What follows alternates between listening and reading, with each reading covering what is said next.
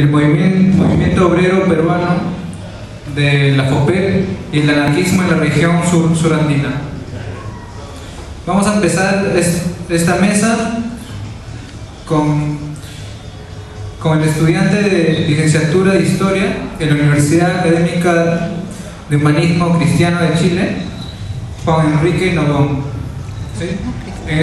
Nos va a presentar la ponencia, una breve historia del anarquismo en la región chilena, de 1893 a 1953.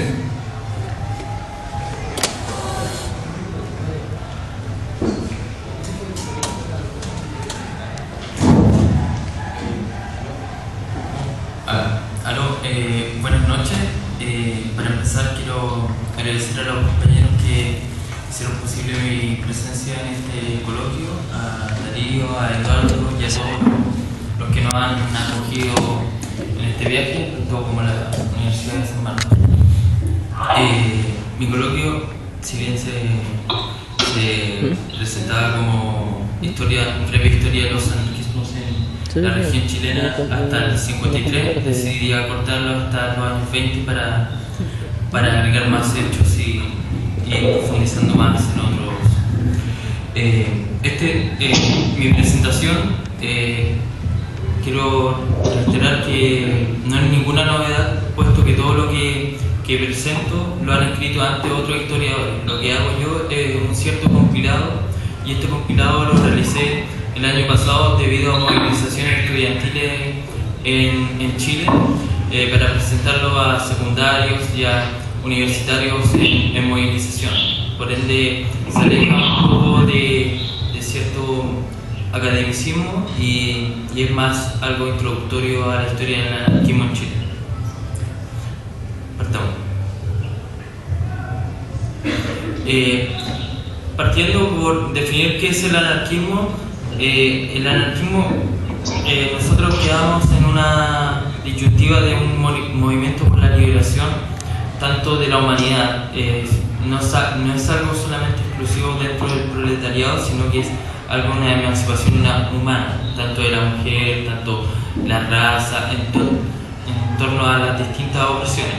Y decidimos llamar la ponencia Los Anarquismos porque creemos que no existe una doctrina anarquista, sino que pueden haber muchos anarquismos, porque estos cambian tanto de región, el tiempo y el lugar, y por eso yo aquí cito a dos personas, un historiador chileno, Víctor Muñoz Cortés, en cual hay una definición que me acomoda. El anarquismo, hoy como ayer, es un conjunto de iniciativas levantadas con el objetivo de construir relaciones sociales ajenas a toda clase de autoridad coercitiva, ya sea esta política, económica o cultural. Sin embargo, los caminos para lograr tales planteamientos suelen ser variados e incluso contradictorios. Esto lo traigo a colación porque el anarquismo también tiene discusiones, conflictos, y esto se da al contexto chileno y a distintos contextos como ruso, peruano y en otras localidades. Siempre hay conflictos y distintas culturas. Continuamos. ¿Dónde parte toda esta idea del anarquismo? Parte básicamente en Europa, partiendo con la Primera Internacional, donde está Marx y Bakunin en el año 64. Después la Internacional se disuelve. Después está el proceso de la Comuna de París, donde está la primera comuna sin gobierno por el contexto de la guerra franco-prusiana, y la ruptura de la Internacional en el 72. Aquí podemos apreciar una fotografía del cuarto congreso de la AIT, celebrado en Suiza, donde podemos visualizar a Mikhail Bakunin en la escalera abajo de la ventana. Continuamos. Ya. Antes de entrarme al contexto chileno, quería mostrar este gráfico que sale en el libro Sin Dios ni Patrones del historiador Víctor Muñoz, en donde muestra la cantidad de grupos y de presencia anarquista en Chile. Si bien yo termino en los años 20, que es donde podemos ver la máxima presencia, quiero destacar que no termina en los años 20, supuesto la mayoría de la historiografía chilena hace el corte en el 27, pero podemos ver que continúa en los 30, en los 40 y ya está un poco en los 70. Hay dos tesis principales en el anarquismo chileno. Una es de Ángel Caperetti, donde menciona que el anarquismo era un grupo muy minoritario y no tenía comparación con los comunistas o los marxistas guiados por Luis Emilio Recabarren, que eran más.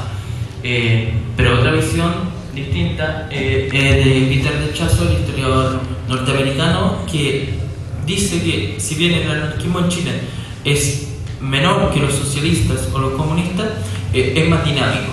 ¿Qué quiere decir esto?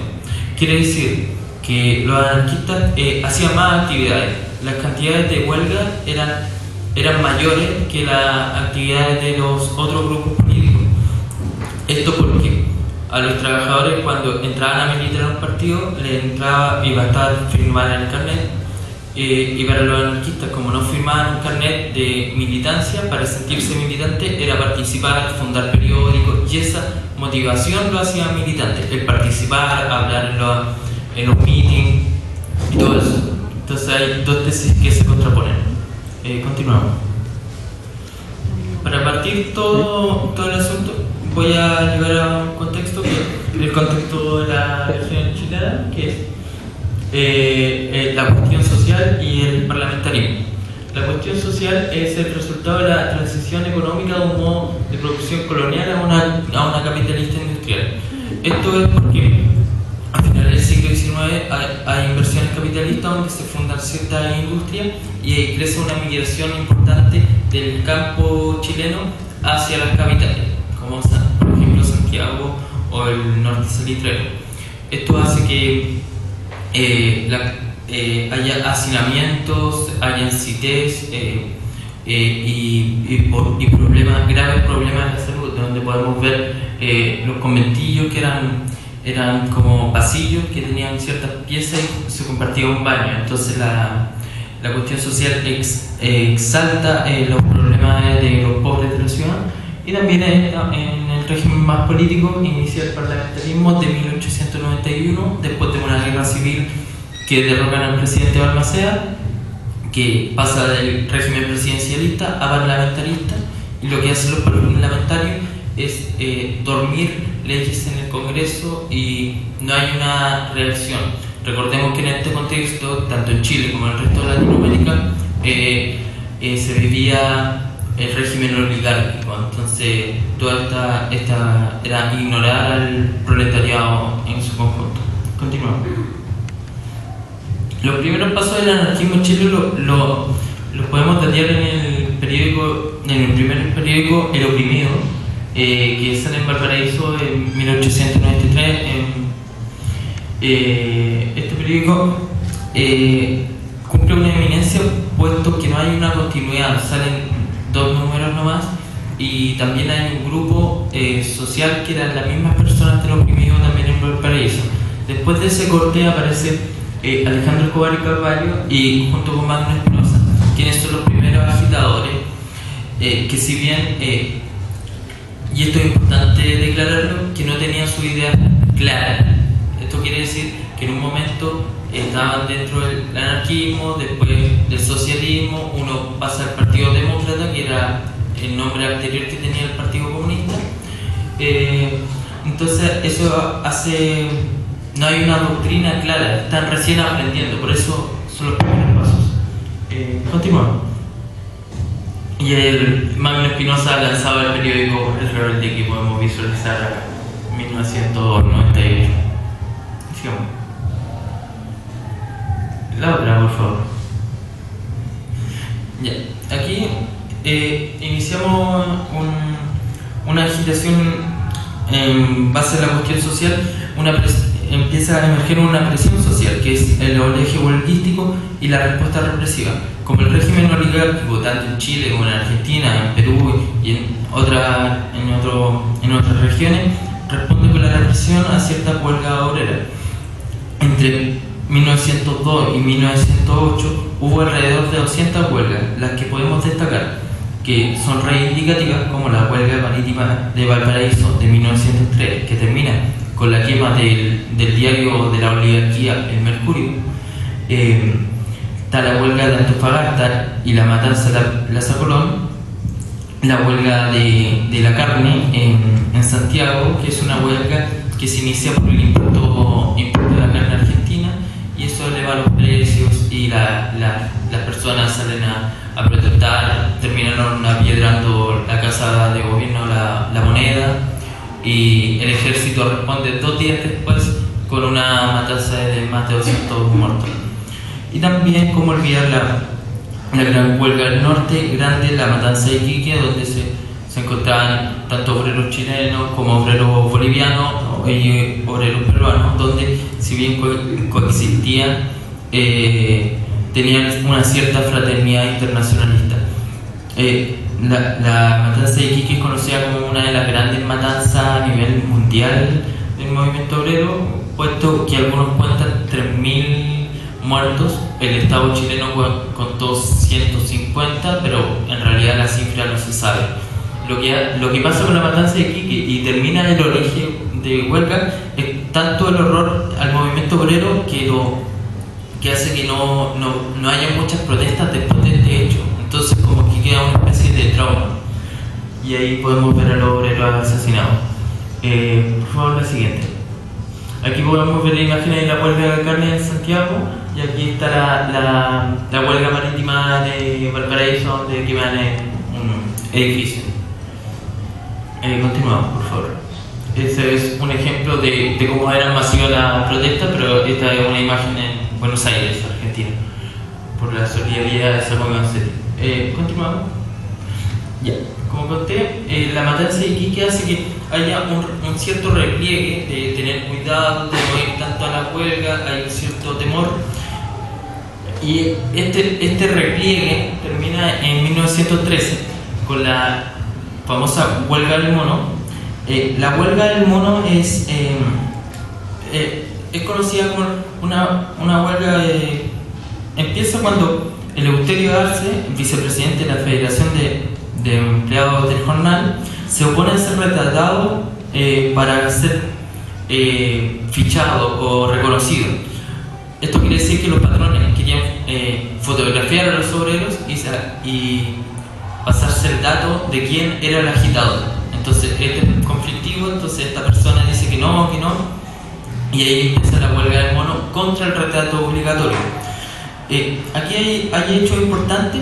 ¿Por qué termina el cierto repliegue? Porque aquí hay un aprendizaje en el movimiento obrero. Deja de ser tan intransigente y empieza a negociar con las autoridades, porque no quieren repetir el trauma de la matanza de Iquique, pero también hay cierta solidaridad tanto en Iquique. Recordemos que esta huelga empieza en Valparaíso, en el puerto, ahí en el norte de Chile, en Iquique, en el sur de Chile, que es Magallanes, y también en Santiago. Hay una cierta solidaridad dentro del territorio nacional, pero también hay solidaridad internacional, puesto que hace huelga también la Federación Obrera Regional Peruana y la Sociedad Obrera del Callao. La FURS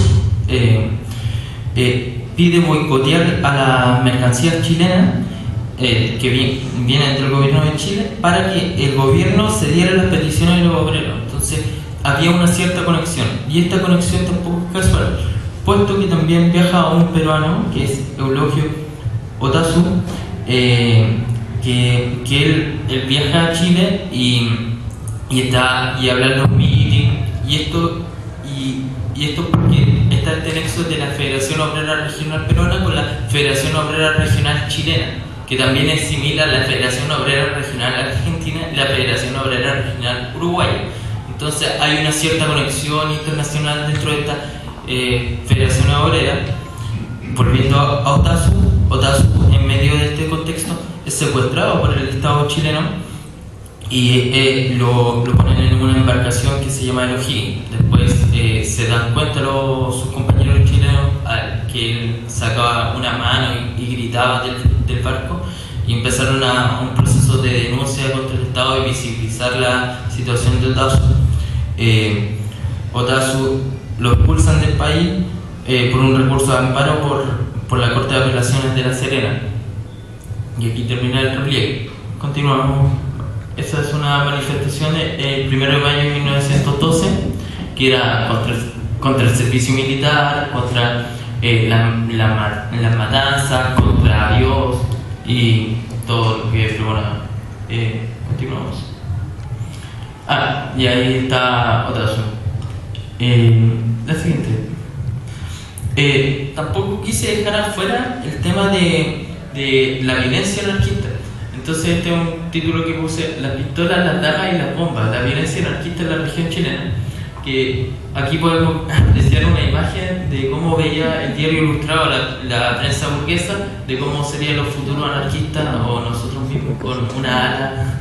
Y dice: será muy fácil destruir la ciudad cuando las alas estén al alcance de todo el mundo. Y ahí vemos un agitador tirando unas bombas.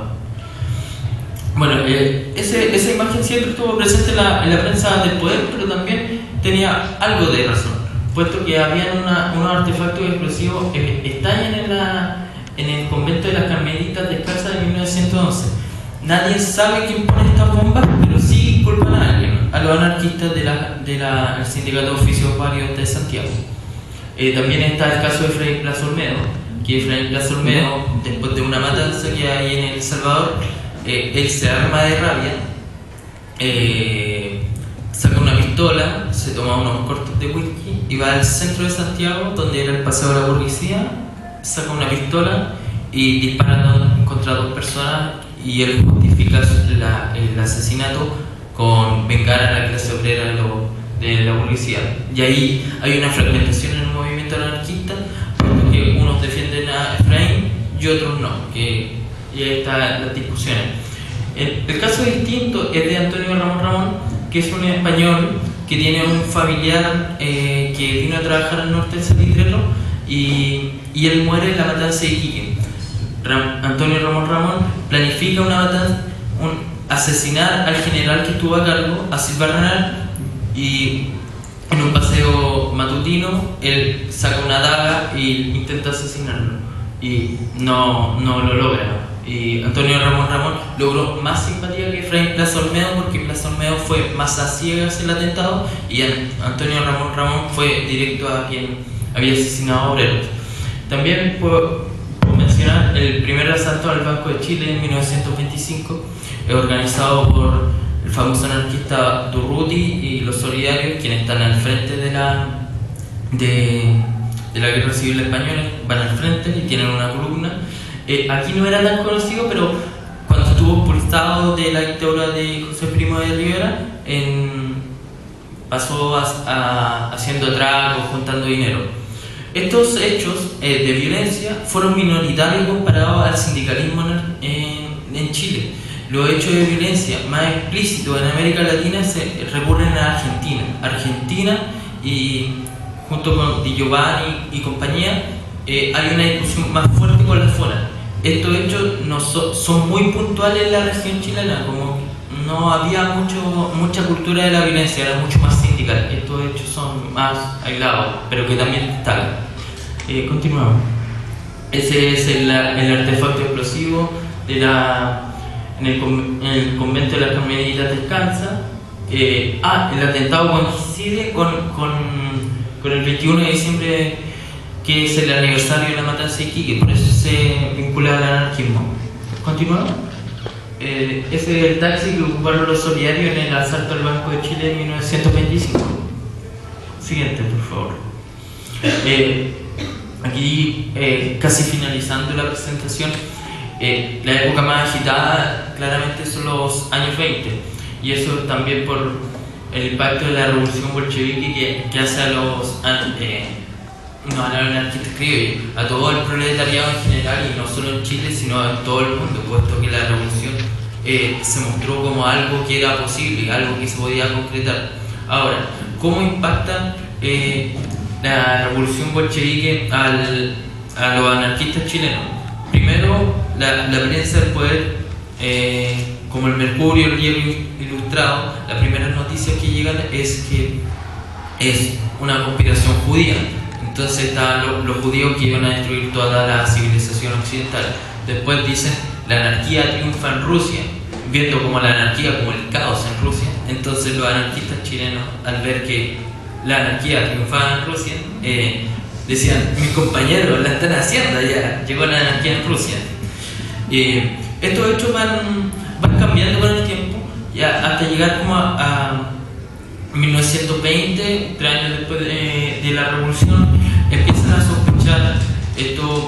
Estas sospechas parten por si la dictadura del proletariado es legítima o no, siendo que los anarquistas estaban en contra de la dictadura del proletariado desde la internacional. Algunos creyeron que era posible un periodo de transición para alcanzar la anarquía, y eso genera también divisiones y discusiones en los debates. Estaba un periódico que es Verba Roja de Valparaíso, que igual enaltecía mucho a Lenin, a Trotsky, porque las noticias eran escasas también.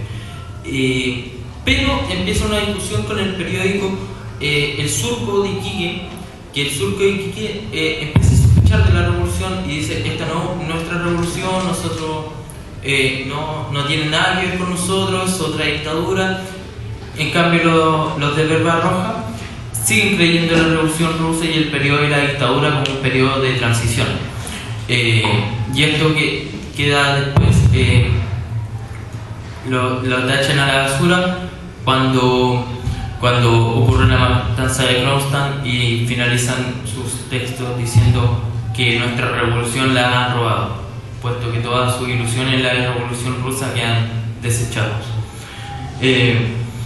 En 1919 se funda la IWW, la Internacional de Trabajadores del Mundo, con la sede en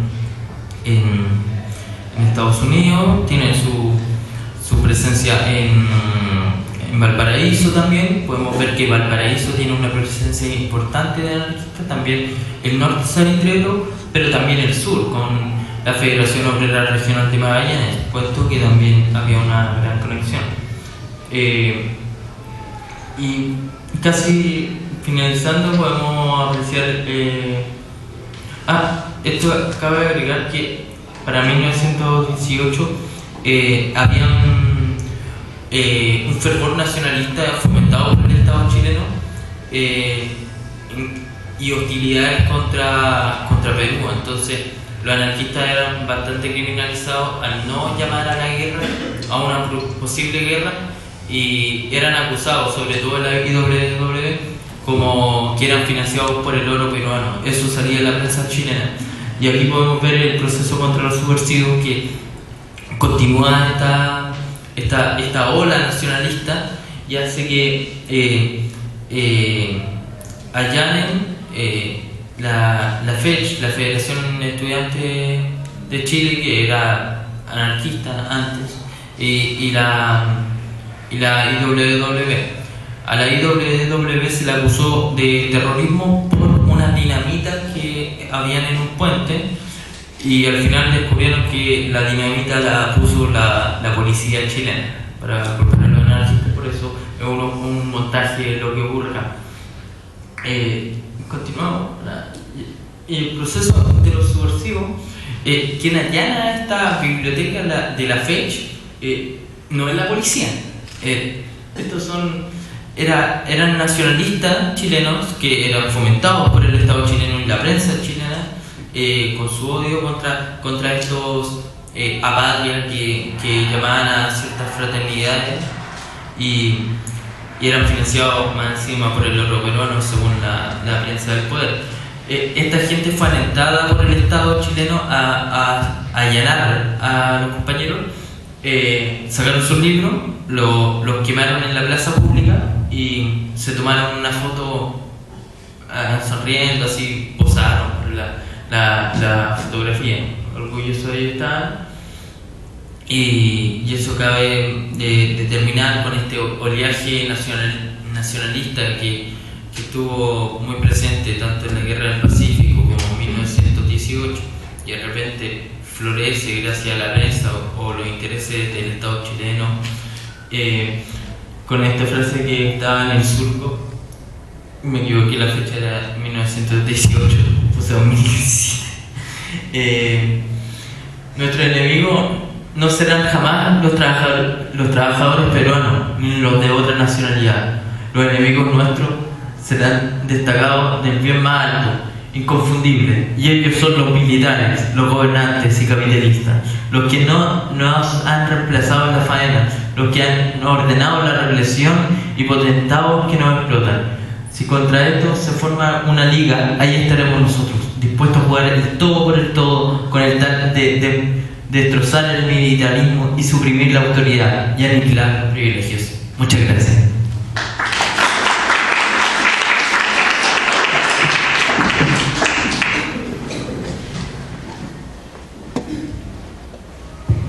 Sí, gracias por su ponencia, Juan Enrique. Ahora pasamos a la otra ponencia del egresado de la carrera de Historia de la Universidad Nacional Mayor de San Marcos, Eduardo Villaga Matos, que nos va a presentar el tema de la FOPEP y su perspectiva internacional a inicios del siglo XX. Sí, damos el paso.